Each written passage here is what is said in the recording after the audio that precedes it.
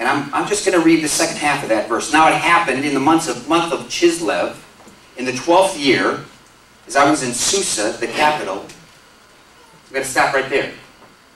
As I was in Susa, the capital.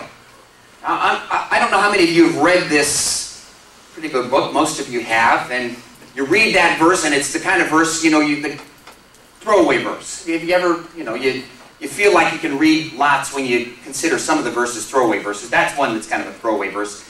Okay, who really cares where he is? But it's important. So let me show you where it is, okay? Let me give you a context. This is not Colorado in the 14ers, just so you know. This is the sense that you get of what Babylon looked like.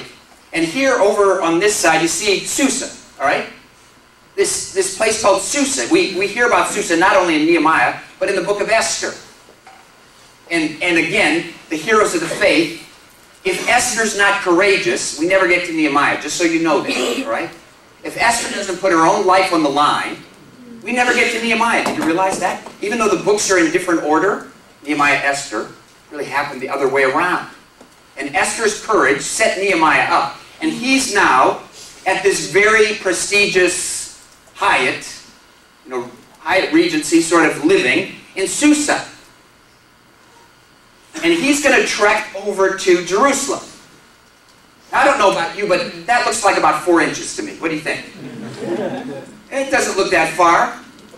Anybody know how far that is? It's 1,000 miles.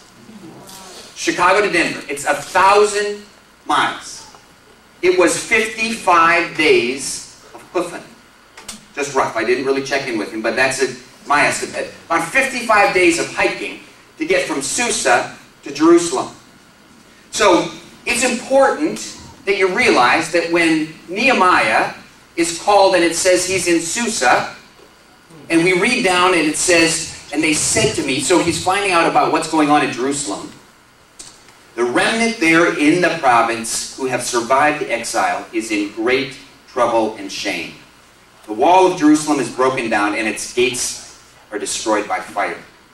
When he gets that nudge, he's feeling the call of God for something that's 1,000 miles away. Have you ever had that feeling? Have you ever felt like God is calling you to something that might as well be 1,000 miles away? I got to just tell you something. I think he's in that business.